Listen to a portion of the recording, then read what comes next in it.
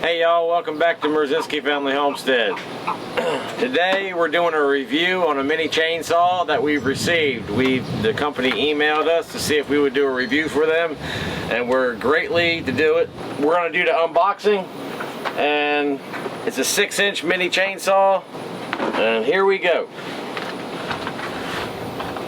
It comes in a nice locked up plastic case, carrying case, and it'll keep everything clean, and that's a great thing.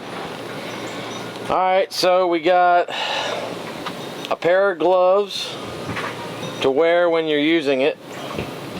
It has the anti-stick, it's like a grippy kind of glove, but it comes with an extra chain for the bar of the chainsaw.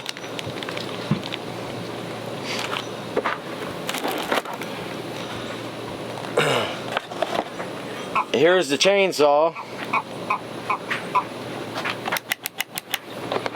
Alright. It comes with a screwdriver to tighten the chain, and which that's going to be right in that location. When you loosen up the chain, you could tighten it. Comes with a pair of safety glasses. And this one comes with 2 batteries. They're a 24-volt battery. So you have one battery, and then you can have the other one charging, so when this one dies, the other one's already charged. So you won't have no downtime of running the saw if you have a lot of cutting to do.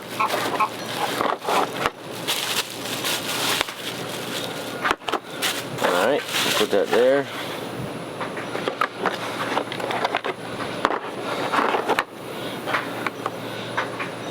It comes with a little teeny squirt bottle to put oil in.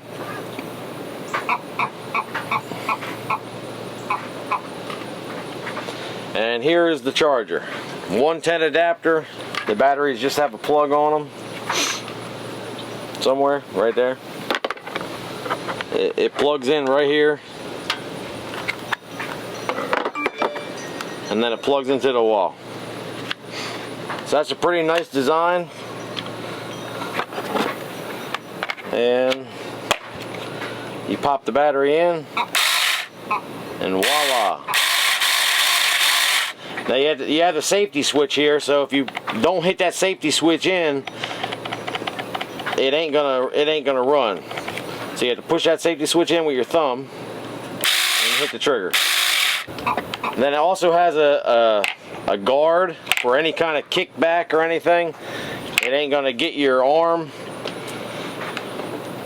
And it also keeps the wood chips out of your face when you're cutting. If you're taking it somewhere or you want to store it somehow, I mean, it has this nice carrying case. It's hard plastic. You can carry your batteries in there, the saw, and your charger, and your little oil tube for the saw, and that goes right back here. So that's what it looks like. So now all we got to do is charge the batteries up, make sure they're fully charged. On the instructions and on the box here, it says, you know, if you're going to store it for a long period of time, make sure the batteries are at least 50% or more on charged up. You don't want to leave the batteries completely dead. So we're going to go charge these batteries up, make sure they're fully charged, and then we're going to go shoot a demonstration on how this all works. We charged the batteries up. They didn't really take too long to charge. Now granted, they do send them somewhat charged, and it still has wide open power. Like, it didn't lose no kind of power or nothing. I did test different thicknesses of tree limbs and stuff. It does cut the thicker tree limbs better because the saw won't bounce around in your hand. The little limbs like this, like you've seen on this area, because I needed to limb this up anyway, it'll work. and it'll cut the limb. You just gotta hold it so it don't shake around.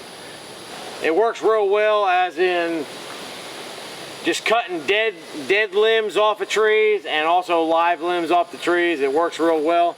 And now I got a pile of mess that I had to put in our brush pile that's behind us, that you seen earlier in the video with the dead leaves on it. So I'm just gonna pile that up into there, and I'll be able to sneak my way back through the woods and limb up the limbs that are hanging over the trail way easier, instead of carrying a full-size chainsaw, a big chainsaw. This is a lot easier trimming limbs, you know, from 5 inches, 6 inches in diameter, all the way down to 1 inch in diameter. Anything less than 1 inch, I would just use a pair of loppers or something. But just so the branch don't jump around like it did in these. This is a less than 1 inch in diameter, and it did jump around a lot, just because there's too much flexibility in the limb, so that's what makes it jump. It does cut real smooth when you, the bigger the branch you cut, it does cut real smooth. You just gotta let it seat, the branch seat up against this part of the saw, and so after it seats, and then just let it go down itself. You really don't have to put no effort in pushing or anything. It'll just eat itself down through there pretty dang quick. And even if you got a 6-inch blade, you can actually cut something probably a little bit bigger. I mean, it's probably not recommended, but if you're an experienced chainsaw operator and know how to operate a chainsaw, you can just cut from one side a little bit and then go to the other side of the tree and cut it a little bit like a branch. If the branch is just say 1 foot in diameter or so, you can just cut one side, then cut the other side and meet your way to the bottom, and then by the time you get to the bottom, it should just break off.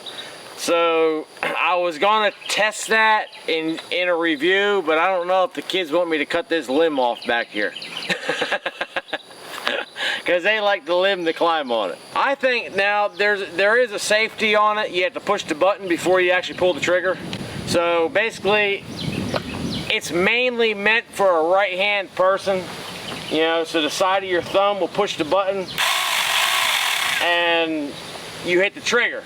But being versatile like I am, I can use either my left hand or my right hand, and basically this part of your pointer finger right there before your palm, when you grab the saw, if you just squeeze the grip, it'll actually push the button enough so you can hit the trigger. So for a left-handed person, it's not, the button is far enough out so you can use your pointer finger to hit the button, to hit the trigger. So it's not really necessary to have a button on either side, because how it's set up, it's actually set up to a point, it's pretty much versatile for left and right-handed people. The noise level is nowhere near like a great gas chainsaw. All you do is hear the chain running around on the bar, just like so. I mean, I don't have a decimal reader, but you don't need to wear safety ear protection or nothing like that with it. It ain't that loud. It would be recommended for residential areas, for homeowners, stuff like that, but we got a Homestead here. We use a lot of chainsaws, you know, throughout what we do in our Homestead ordeal. So we're cutting limbs down, cutting trees down to expand our property bigger, because we do have more land than what you see in this video.